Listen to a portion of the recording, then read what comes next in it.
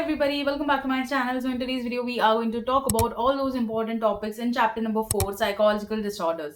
अब again ये ऐसे topics है जो you can't avoid. ये chapter ही ऐसा है जो you can't avoid और बहुत लोगों को hard लगता है ये chapter because उसमें इतनी सारे disorders है, इतने सारे symptoms है जो याद रखने होते हैं and I know it's very difficult for us to remember but we have to.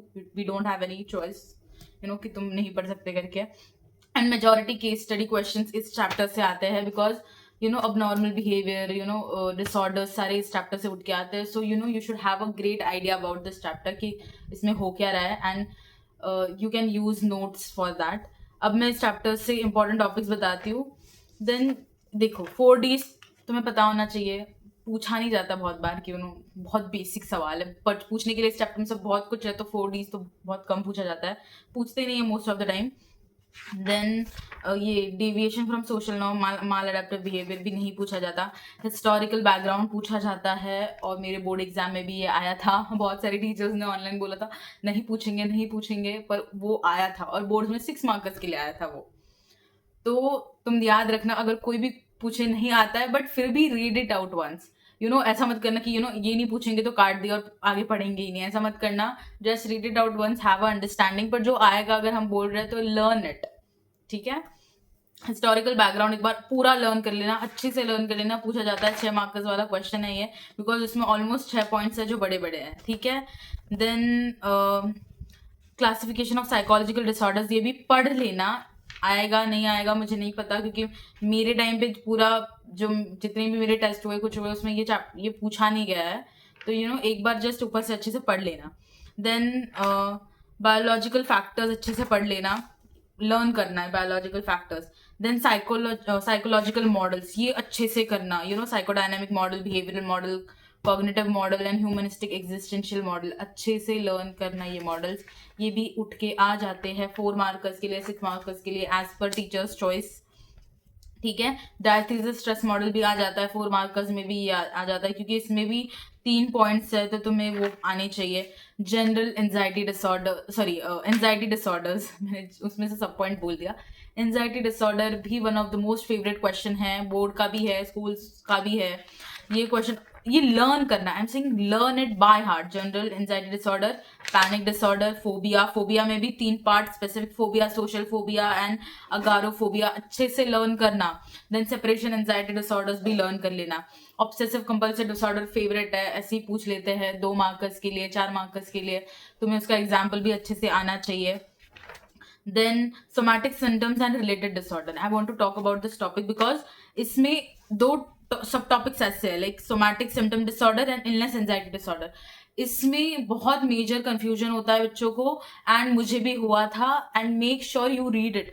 और बहुत बार बोर्ड के भी इसमें मेरे आया था ये question.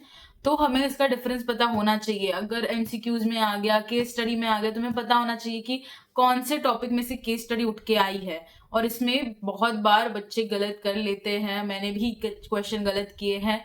Make sure you read these 2 topics very with utter mindfulness कि तुम पढ़ क्या रहे हो और तुम्हें याद होना चाहिए कि इसका डिफरेंस है क्या. ठीक है. डिसोसिएटिव डिसऑर्डर तो इतना मैंने देखा नहीं है पूछते हुए किसी ने बट फिर भी एक बार रीड आउट कर लेना अच्छे से कि समझ. उसमें भी 3 है. डिसोसिएटिव अमनीजिया, देन क्या है ये डिसोसिएटिव आइडेंटिटी डिसऑर्डर्स. तो ये भी अच्छे से पढ़ लेना.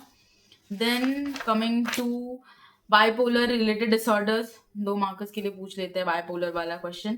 Then schizophrenia one of the most favourite questions भी है क्योंकि उसमें बहुत सारे टॉपिक्स है. पॉजिटिव सिम्टम्स है, नेगेटिव सिम्टम्स है.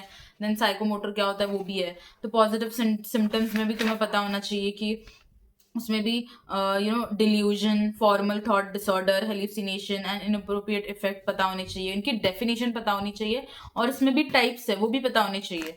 देन नेगेटिव में कैसे है, फ्लैट इफेक्ट है.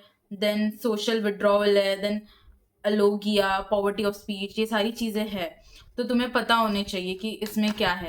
एंड देन साइकोमोटर में कैसे है, catatonic stupor, catatonic rigidity, catatonic posturing.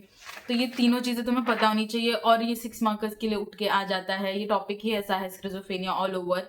Then neuro developmental disorders one of the favourite topics of the board exam कि ये पूछते हैं ये. Then attention deficit disorder, autism spectrum, intellectual disability, specific learning disorders, ये बहुत पूछा जाता है, यू शुड लर्न इट। और यार मैं तुम्हें ऐसा लग रहा हो कि ये दीदी तो हर चीज इंपॉर्टेंट बोल रही है, क्योंकि ये चैप्टर ही ऐसा है।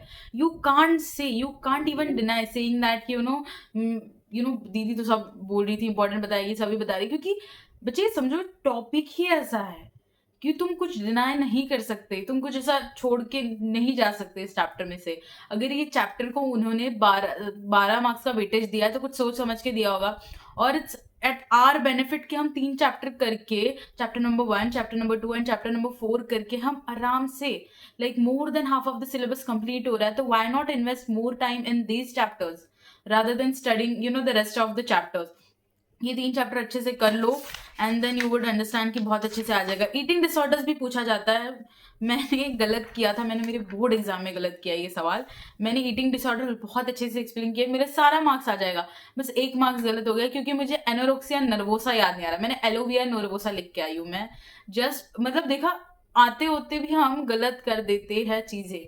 So you don't do it, learn it. Because मैंने इतना स्ट्रेस दिया था कि मैंने पढ़ा है, इसका क्या नाम है, मुझे नाम याद नहीं आ रहा था, मुझे उसकी डेफिनेशन याद आ रही थी, मुझे एग्जाम्पल याद आ रहे थे, बट मुझे उसका सिर्फ नाम याद नहीं आ रहा। नर्वोसा भी याद आ रहा है बट वो एनोरेक्सिया ये नाम नहीं याद आ रहा था। तो make sure you learn it very well.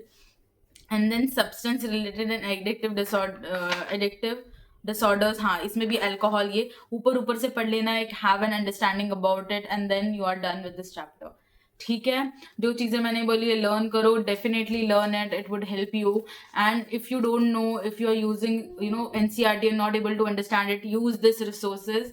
ये human at ease, Purva ma'am का चैनल है, YouTube channel human at ease करके, उन्होंने उसमें टेलीग्राम का उन्होंने एक लिंक दिया गया है, ज्वाइन द टेलीग्राम का group and take notes from there, print एक बार कर लो यार, कर लो खर्चा। साइकोलॉजी पे 7 चैप्टर्स है, अच्छे से कर लेना और आराम से तुम्हें अपने क्वेश्चंस बनते हुए दिख जाएंगे।